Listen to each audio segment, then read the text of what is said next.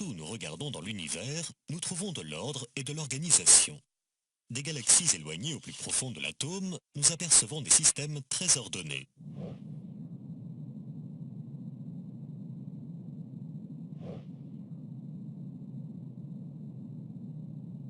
Et d'une manière générale, notre bon sens et notre saine nature reconnaissent que des systèmes ordonnés ne proviennent pas du hasard. Par exemple, dans notre vie de tous les jours, nous rencontrons ce genre de système tout autour de nous. Les systèmes ferroviaires, les systèmes électriques, les systèmes électroniques, les systèmes d'éclairage, ainsi que les systèmes de tuyauterie constituent quelques exemples parmi tant d'autres. L'idée que tous ces systèmes se seraient créés par hasard ne viendrait même pas nous traverser l'esprit. Car, confronté à l'organisation complexe qui domine dans tous ces systèmes, notre raison reconnaît naturellement que le hasard ne peut pas être impliqué. Alors, n'est-il pas raisonnable de penser la même chose d'un système aussi ordonné que l'univers? Prenez un tas de planchettes Kapla par exemple, et lancez-les vers le sol. Pensez-vous pouvoir obtenir par hasard une organisation bien structurée? Alors, n'est-il pas absurde de penser que la matière de l'univers qui s'est éparpillée dans le vide par hasard a pu créer une telle organisation? Ou bien imaginez une reproduction miniature du système solaire dont les planètes seraient représentées par des billes qui tourneraient grâce à un système compliqué d'engrenages et de courroies. Serait-il possible de vous convaincre que cette reproduction s'est créée par hasard?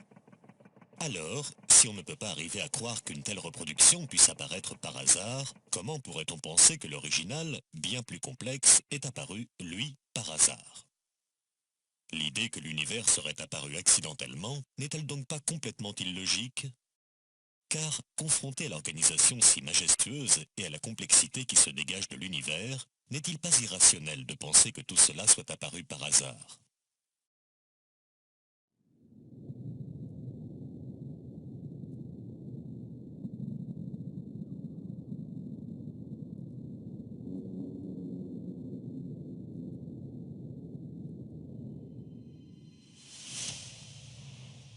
Toute espèce vivante est composée de milliards de cellules environ 1000 fois plus petites que les dernières phalanges de votre main. Ces cellules représentent la base de la vie et sont considérées comme la forme de vie la plus basique et la plus simple.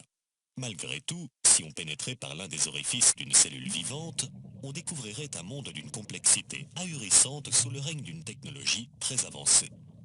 Toutes sortes de machines semblables à des robots se présenteraient à nos regards dans toutes les directions. Par exemple, les molécules appelées kinésines ressemblent à des robots avec des jambes et des bras.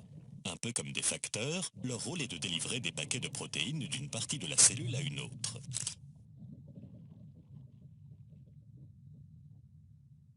Selon une récente étude, ces molécules seraient plus complexes que n'importe quelle nanotechnologie créée jusqu'à aujourd'hui par l'être humain et se déplaceraient à une vitesse de 8 nanomètres par seconde. Cette vitesse correspond à notre échelle à la vitesse du jet supersonique Faust qui vient récemment de dépasser le mur du son. Autre exemple, avec l'ATP synthase, un générateur high-tech d'énergie dont le rôle est de fournir l'énergie dont a besoin une cellule vivante pour vivre. Perçu comme l'une des merveilles du monde moléculaire, il s'agit du plus petit moteur rotatif au monde. Il possède de nombreuses parties que nous reconnaissons dans les moteurs modernes. Un rotor, un stator, un arbre de transmission ainsi que d'autres éléments de base d'un moteur. Dernier exemple avec les molécules qu'on appelle les dinéines et dont l'architecture est composée de différentes parties arrangées d'une manière bien déterminée. Leur design est si exceptionnel qu'une représentation imagée de leur structure a été publiée dans un magazine scientifique dédié aux nanotechnologies. Il s'agit là de quelques exemples parmi des milliers de machines moléculaires ultra sophistiquées présentes dans les cellules de notre corps. Est-ce raisonnable alors de penser que toutes ces différentes machines cellulaires d'une très grande complexité qui accomplissent des fonctions intelligentes se soient créées par un simple hasard?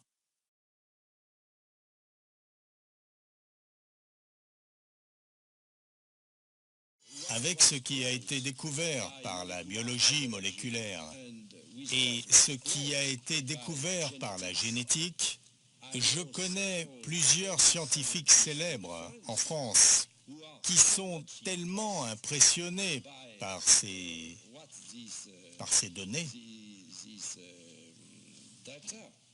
de ces nouvelles disciplines scientifiques qu'ils admettent maintenant qu'ils croient en Dieu.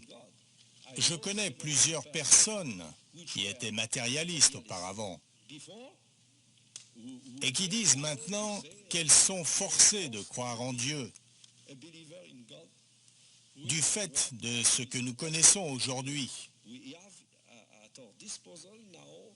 concernant l'organisation de la vie et l'organisation du génome et d'autres choses similaires. Parmi les plus grandes découvertes scientifiques du XXe siècle, il y a la découverte de la molécule d'ADN, célèbre pour son design remarquable en forme de double hélice. Cette molécule est un système de stockage d'informations, tout comme un disque dur, mais beaucoup plus complexe et sophistiqué. Par exemple, tandis qu'un disque dur stocke des données à la surface, la molécule d'ADN, quant à elle, stocke l'information en 3 dimensions. En termes de capacité, cette fois-ci, on estime qu'un gramme d'ADN pourrait stocker 455 milliards de gigaoctets de données, ce qui dépasse de loin la capacité des disques durs les plus avancés. Mais le plus impressionnant est sans doute la densité de la molécule d'ADN. Cette molécule est si compacte qu'on estime que si l'on alignait côte à côte tout l'ADN présent dans notre corps, la longueur atteindrait 100 fois la distance entre la Terre et le Soleil. L'ADN est donc une banque de données incroyable qui surpasse de loin n'importe quel système de stockage inventé par l'être humain jusqu'à ce jour. Mais vous n'êtes pas au bout de vos surprises. Chaque seconde, des milliards de machines moléculaires copient votre ADN en molécules d'ARN afin de créer par la suite des protéines. Dans ce processus de création de protéines, divers éléments chimiques travaillent ensemble en parfaite coordination. Lorsque vous voyez divers éléments électroniques travailler ensemble avec harmonie, comme des machines robotisées dans des usines par exemple, pourriez-vous penser une seule seconde que cela provient du hasard? Alors, comment penser cela lorsque l'on voit quelque chose de similaire dans une cellule vivante? L'idée que cela pourrait être le fruit du hasard est tellement illogique que même l'athée le plus influent du XXe siècle l'a reconnu.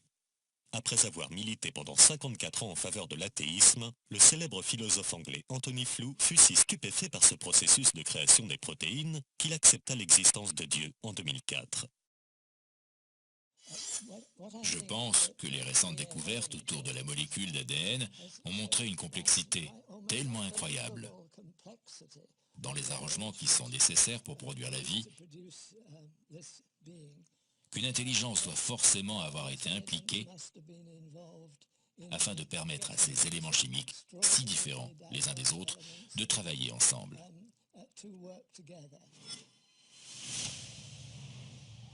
La raison humaine reconnaît de manière innée que toute création suppose l'existence d'un créateur. Notre bon sens et notre saine nature reconnaissent que derrière l'existence d'un design se trouve forcément un designer. Par exemple, lorsque l'on regarde une peinture, on en déduit logiquement l'existence d'un peintre. Lorsque l'on regarde un bâtiment, on en déduit logiquement l'existence d'un architecte.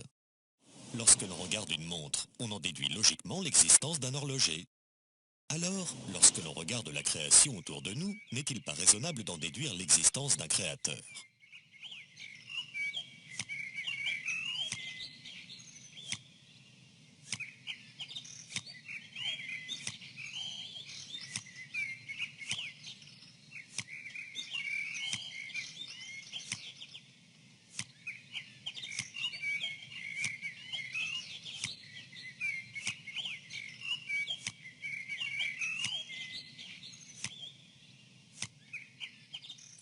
Depuis Darwin, cette logique est en revanche remise en cause par la théorie de l'évolution.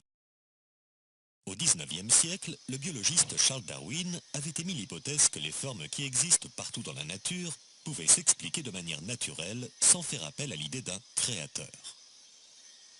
Cette hypothèse de Charles Darwin donna ensuite naissance à la théorie de l'évolution. Selon cette théorie, tous les êtres vivants auraient évolué petit à petit, avec le temps, par de petites modifications successives, à l'aide de 2 mécanismes naturels: les mutations génétiques et la sélection naturelle. Aucun créateur ne serait donc à l'origine des espèces vivantes, car ces 2 mécanismes auraient le pouvoir de faire évoluer une espèce vers une autre. Alors, est-ce raisonnable de penser cela ?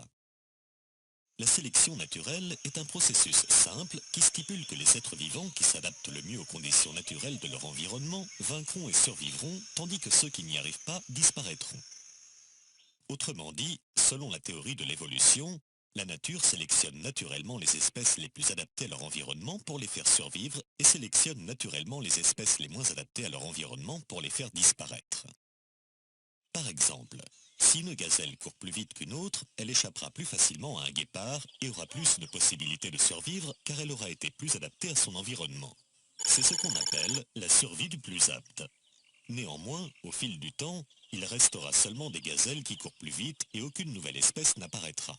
Car le fait que des gazelles qui courent plus vite que d'autres survivent parce qu'elles sont plus adaptées à leur environnement ne va pas les faire évoluer vers une autre espèce.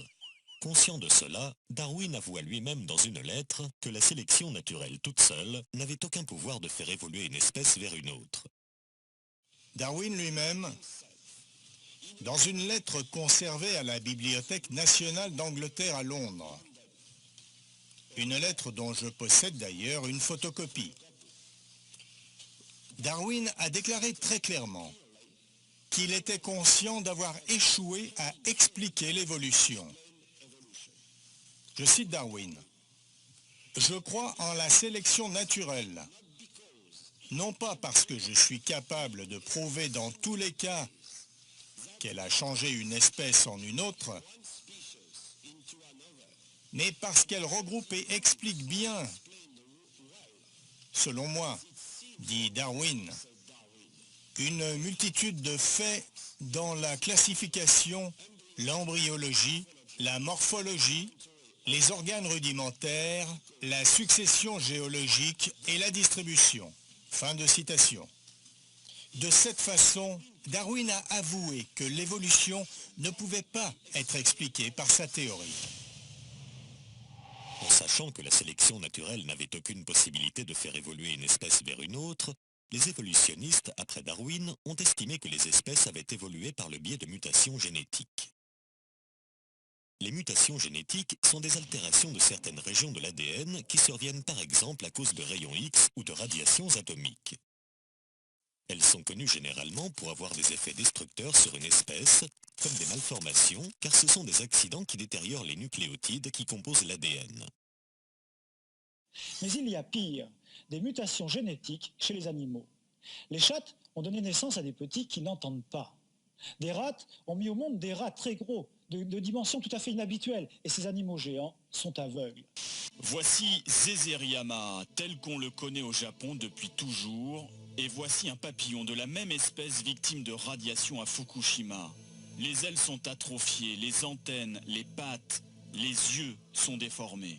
Ces papillons proviennent de la zone radioactive de Fukushima. Ils ont subi de graves mutations génétiques et le plus étonnant, ils les répandent en se reproduisant. Au début de l'étude, 12% des papillons sont atteints de malformations. À la seconde génération, ils sont 18%, plus d'un tiers à la suivante. En laboratoire, les scientifiques japonais ont recréé les conditions de Fukushima. Les malformations sur les papillons cobayes sont identiques, le constat alarmant. En revanche, les mutations génétiques peuvent être, par moments, bénéfiques et par conséquent aider une espèce à survivre. Mais comme l'ont affirmé de nombreux généticiens, elles sont quasiment toujours nuisibles et donc rarement bénéfiques.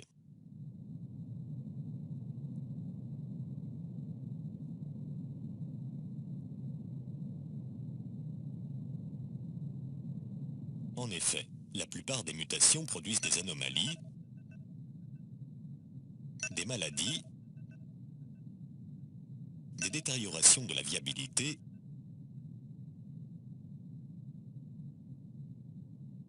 et des monstruosités.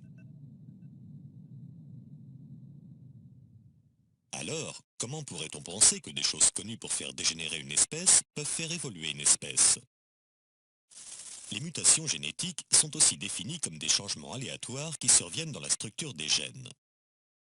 Et dans notre vie de tous les jours, nous reconnaissons naturellement qu'un changement aléatoire dans une structure ordonnée ne peut pas avoir un effet positif.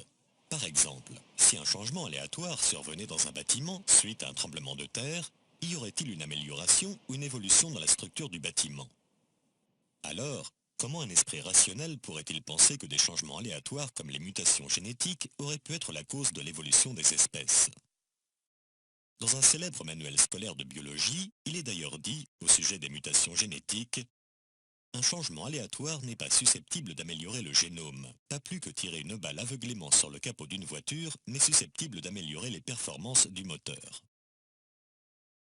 J'ai, dans la guerre, traité le conte de fées de grandes personnes. Oui. Pour grandes personnes, ces théories de la marque de Darwin. Certains lecteurs ont été choqués par cette expression. J'avoue que je la maintiens. Oui. Et quand je vois encore des gens sérieux croire que vraiment des ailes vont pousser aux animaux parce qu'ils avaient besoin ou parce qu'ils avaient envie de voler, ou alors même la théorie de Darwin, de penser que les amibes sont devenus l'Académie française, comme dit Bernard Schopp, Bernard Schopp, une mare d'amibes est devenue l'Institut. Eh bien, c'est tout de même difficile de penser que ça s'est formé à coup de variations tout à fait accidentelles. J'avoue que vraiment, ça me paraît enfantin, et on aura du mal à en débarrasser la science. Voilà quel est mon avis secret. Car en effet, ces théories satisfont assez le gros public. C'est une tentation intellectuelle. Tentation intellectuelle, elles sont séduisantes. Et il est d'ailleurs curieux qu'on n'a jamais même proposé que ça. Lorsqu'on médite réellement sur la complexité et la diversité des animaux qui nous entourent, est-ce vraiment raisonnable de penser qu'ils aient pu apparaître par un simple hasard? Dans un livre sur la biophysique, on apprend même que la technologie humaine est encore très en retard par rapport à la nature. Saviez-vous, par exemple, que la mouche, grâce à deux petits organes qui contrôlent le battement de ses ailes, arrive à effectuer des manœuvres en plein vol qui surpassent de loin celles effectuées par les avions de chasse d'aujourd'hui? Saviez-vous aussi que les systèmes de chauffage et de climatisation des nids de termites sont supérieurs à ceux inventés par l'homme en termes de consommation d'énergie et d'équipement? Saviez-vous que le système de transmission à haute fréquence des chauves-souris est bien plus efficace que n'importe quel radar conçu par les humains? Saviez-vous qu'une espèce d'éponge marine possède des fibres optiques plus performantes et plus solides que celles conçues par les humains? Comment se fait-il que le monde naturel soit doté d'une infinité de systèmes parfaits et de technologies remarquables qui surpassent amplement les systèmes et technologies créés par les humains? Les espèces vivantes sont même si complexes que de nombreux ingénieurs s'inspirent aujourd'hui du monde naturel pour développer de nouvelles technologies. Saviez-vous, par exemple, qu'un télescope à rayons X a été conçu en imitant l'œil du homard? Car l'œil du homard est composé, sur certaines espèces, d'environ 3000 facettes carrées réfléchissantes formant un réseau optique avec un champ de vision de 180 degrés. Par conséquent, le homard a la capacité de voir les images autour de lui sans que son œil tourne. Saviez-vous que des robots waterproof, utilisés dans des opérations de sauvetage, ont été créés en imitant un poisson tropical appelé le poisson-couteau? Car le poisson-couteau est connu pour sa manœuvrabilité hors du commun et une agilité digne d'un vrai acrobate. Avec sa nageoire tout en longueur, il arrive à se déplacer dans toutes les directions, aussi bien en avant qu'en arrière, ainsi qu'à la verticale, quasiment instantanément. Saviez-vous que l'avant d'un TGV japonais a été conçu en imitant le bec de l'oiseau martin-pêcheur? Car le bec du martin-pêcheur a une forme idéale pour une transition fluide de l'air à l'eau. Ce changement de pression de l'air à l'eau est similaire à celui qu'un train expérimente lorsqu'il quitte un tunnel. Les ingénieurs japonais ont donc décidé de reconstruire l'avant du train en reproduisant le design du bec du martin-pêcheur, ce qui a permis de réduire le bruit des trains, mais aussi leur consommation d'énergie de 15%. Saviez-vous aussi que la surface la plus imperméable qui existe a été créée avec des soies d'araignée? Et qu'une nouvelle technologie d'affichage a été créée en s'inspirant du système de réfléchissement de la lumière présent dans les ailes de certains papillons? N'y a-t-il donc pas dans la nature tant d'exemples qui devraient nous amener à réfléchir et à nous demander, est-ce raisonnable de penser que tout ceci soit le fruit de simples accidents? Et si on parle ici seulement du monde animal, alors que dire de l'être humain et de son cerveau? Saviez-vous que le cerveau humain est plus complexe que n'importe quel ordinateur que nous avons créé? On nous présente, et on a bien raison de nous présenter par exemple le LEM, vous savez, qui arrive sur la Lune avec un ordinateur qui lui permet de calculer la distance qu'il sépare de la surface de la Lune, grâce auquel il va ralentir sa vitesse petit à petit, jusqu'à ce qu'il arrive à la surface du sol lunaire en faisant quasiment du surplace, n'est-ce pas? Il y a donc un ordinateur qui règle la vitesse et un système de freinage. Il y a aussi un système directionnel, parce que si l'objectif qui est visé ici, si le LEM s'en écarte, il va y avoir des petites fusées latérales qui vont rétablir le mouvement. C'est une merveille. Mais nous qui faisons ça, nous avons à notre disposition cet ordinateur qui nous permet de régler la vitesse pour nous arrêter juste au but, qui nous permet de régler la direction pour ne pas nous écarter de la direction. Et ça, c'est un geste extrêmement simple. Mais nous faisons des choses terriblement compliquées à chaque instant et qui changent tout le temps. La complexité du cerveau et de certains membres du corps humain constitue sans doute l'une des objections les plus sérieuses à la théorie de l'évolution. Si sérieuse que même le cofondateur lui-même de la théorie de l'évolution le reconnaît. Son nom, Alfred Russel Wallace, le cofondateur de la théorie de l'évolution avec Darwin.